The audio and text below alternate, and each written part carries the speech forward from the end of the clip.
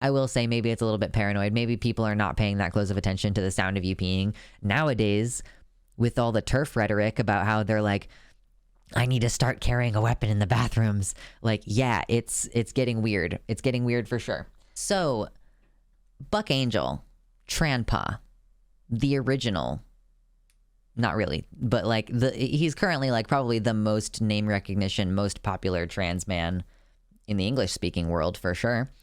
And he just continues to absolutely melt down over the youths and what are the youths doing. The last time we talked about him on the channel, I think it was because he was saying, oh, all these young people keep getting top surgery with no nipples. Like, you need your nipples. You can feel your nipples. You need them. Men need nipples. This was the official position of Buck Angel, that men need nipples for sure. So I keep making the mistake of responding to his tweets on Twitter, which means that Twitter keeps showing me his shit even though I don't follow him. So now we have this post that's been shared, and I want to just go ahead and read the post and kind of ignore his commentary at first, and then we'll look, of course, we'll read through some of the comments and see what the people said. So this is a post saying, an unexpected observation since I have now been regularly using the women's restroom. This is a totally stupid and silly observation that has no real substance beyond simply noticing something new. I just started a new job. This is the first time I've gotten to use a relatively heavily trafficked multi-stall women's restroom. Everything's fine. This isn't about any issues I'm having because frankly I haven't had any and it's been fine. It's been great. Knock on wood. But one thing that has struck me is that the sound that the typical women's restroom patron's pee makes is very different than mine. It's coming in at a different angle, I think. I basically naturally hit the ceramic above the water line, so it's relatively quiet when she's sitting down to pee, is what she's describing. But cis women naturally are angled right at the water, so it's a bit louder and distinct from hitting the side of the bowl. She's like, I haven't watched anyone pee, but I infer this because of the sound of women peeing in the stall next to me. And then she says, anybody else notice this? It's really fucking noticeable to me. So the first thing I'm going to say to this is, yes, this is true. It's patently obviously true. And it's very normal for trans people to think about and talk about this because you want to pass. Like, here's the thing for me. Like, when I started using men's restrooms, I was like, I'm never going to really be able to use the urinal unless I have a stand to pee device. And I did have one of those for a while, and I did use it at the urinal once or twice. But that's like stressful because you're trying to make sure you don't leak pee everywhere because you're using this prosthetic thing. So most of the time you're going to sit in the stall and pee, but you don't want people to think that you're doing something weird in there. So typically you don't like change your pad in the men's room. Or if you do change your pad in the men's room, someone's going to ask you if you have a bag of chips and, you know, you're going to have to play it off. It's something that you think about. You're like, I don't, like maybe it is a little bit paranoid. I will say maybe it's a little bit paranoid. Maybe people are not paying that close of attention to the sound of you peeing. Nowadays, with all the TERF rhetoric about how they're like, I need to start carrying a weapon in the bathrooms. Like, yeah, it's getting weird. It's getting weird for sure. So what I did was I would like, I need to sit to pee, but I know that like, and also the other thing is that I think that the urethral capacity for people with a vulva is like higher. Like, I think that the volume of urine exiting the body is like, it comes out faster and harder and more of it at the same time is what I'm trying to say. It's like, so more liquid is hitting the water at once. So it's even louder that's distinct. And so what I would do is I would like angle my hips up so that I was like directing my stream to hit the side of the bowl and not directly hit the water, you know? And like, again, maybe this is a crazy thing to do, but you're like, I don't like, this is the worst place for someone to be like, I've noticed that you always sit when you pee and when you pee, it's really, really loud. And normally when I sit to pee, it's not that loud. So what the fuck is wrong with you? Like, that's the worst situation. You do not want that to happen while you're trying to deal with the bathroom. Very vulnerable place to be. So yeah, it's a totally normal thing to notice, and it's a totally normal thing to think about. But Buck Angel absolutely does not think that that's normal. So yeah, so the person that he's quote tweeting, first of all, says, hashtag TERFs, relatively heavily trafficked multi-stall women's restrooms can be so competitive. Do you also take advantage of the many opportunities to reflect over the sound of other women peeing? Like, I mean, yeah, maybe if you were in an environment where you were concerned about people being violent toward you, you would also be hypervigilant. It's just hypervigilance. It's not like a kink, you know? But then Buck, of course, comes in and says, wonder why women are concerned. People listen to them pee and compare the sound. What the fuck? You can just tell.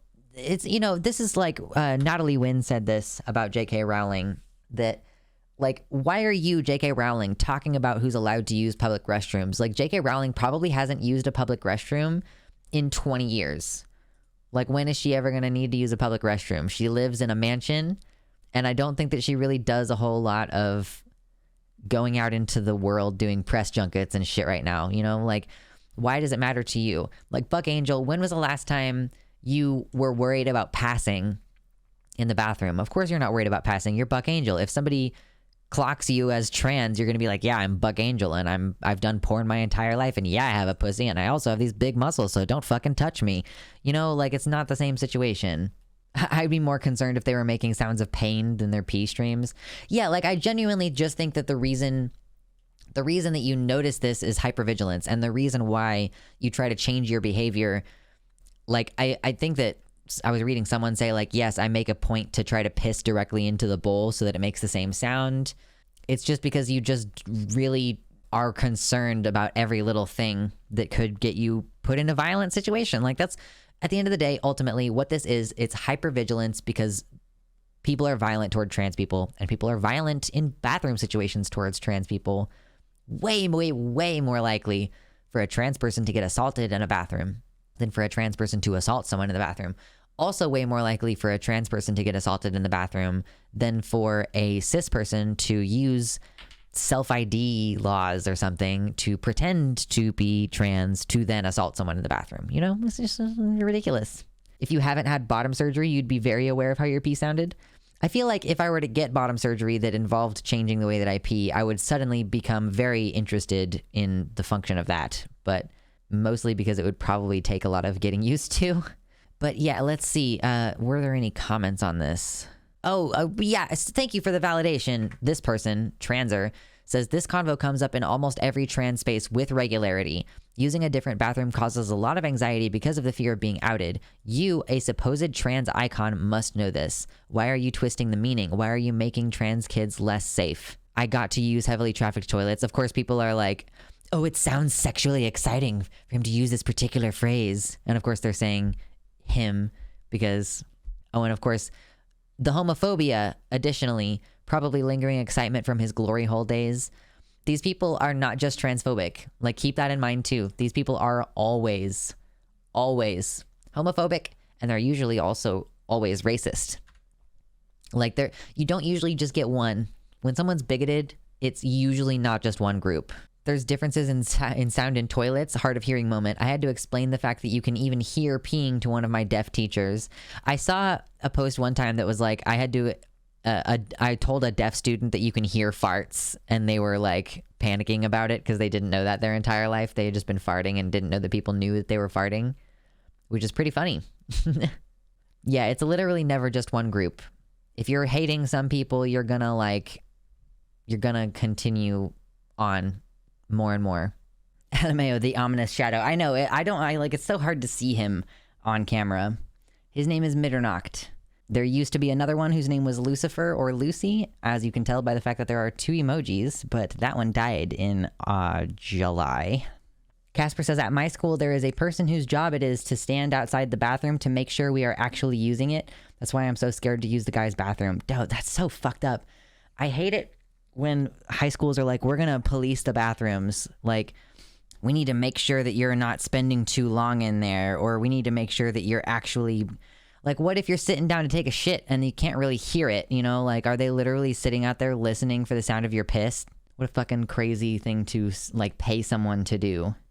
Thank you so much for watching, and thank you so much to all of my patrons for supporting this work that I do. I appreciate every single one of you, but I want to especially shout out Tiago Nascimento, Mersh Rolvog, Jovian F. Gaudreau, Amanda B., Heather Clarkson, Michelle Winter, R. Halverson, Athiette, Sarah A., Wellington Marcus, Nova, Mr. Atheist, Elizabeth Bartell, Suzanne Maynard, Sojo, and Bean